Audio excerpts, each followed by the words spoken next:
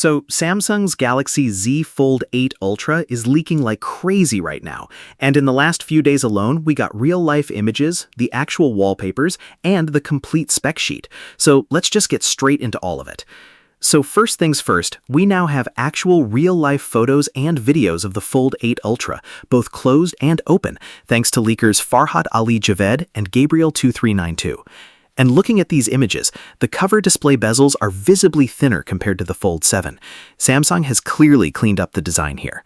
The front camera is a top center punch hole, and the power and volume buttons are on the right side. Pretty standard placement, but the overall look is a big step up from last year. Now, something that doesn't usually get leaked this early, the wallpapers, and these are actually really cool. There are 4 interactive wallpaper options, and all 4 are built around the same concept, flowing wave patterns in the shape of the number 8. Each one has a different color scheme, so you get variety, but they all keep that same Fold 8 Ultra identity.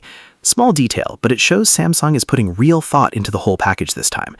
Okay, so this is the part a lot of you have been waiting for. Dummy units of both the Fold 8 Ultra and the standard Fold 8 just leaked side by side from a Weibo post, and Ice Universe also shared them on X, and the size difference is immediately obvious. The Fold 8 Ultra is the taller phone, triple camera system on the back, big inner screen, that classic tall and narrow fold shape.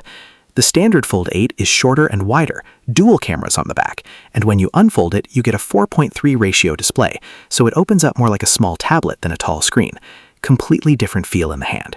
One thing that's still unclear, in some photos these dummy units look whitish, but the same source also showed them in blue. Could be 2 separate colors or just lighting, no confirmation yet. The Weibo source also mentioned the in-hand feel was surprisingly good even on a dummy unit. Take that with a grain of salt, obviously, but the early reaction to the design has been positive. Alright, let's run through the specs. Both phones are running the Snapdragon 8 Elite Gen 5 with UFS 4.0 storage. Same chip, no compromise on either model. Displays. Fold 8 Ultra gets a 6.5-inch 120Hz M14 cover display and an 8-inch 120Hz M13 inner screen.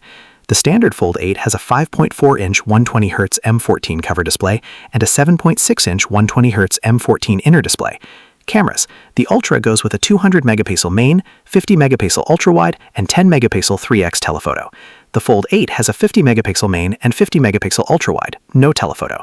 Both phones have dual 10-megapixel selfie cameras. Battery, 5,000 mAh on the Ultra, 4,800 mAh on the Fold 8, and both support 45-watt wired and 25-watt wireless charging.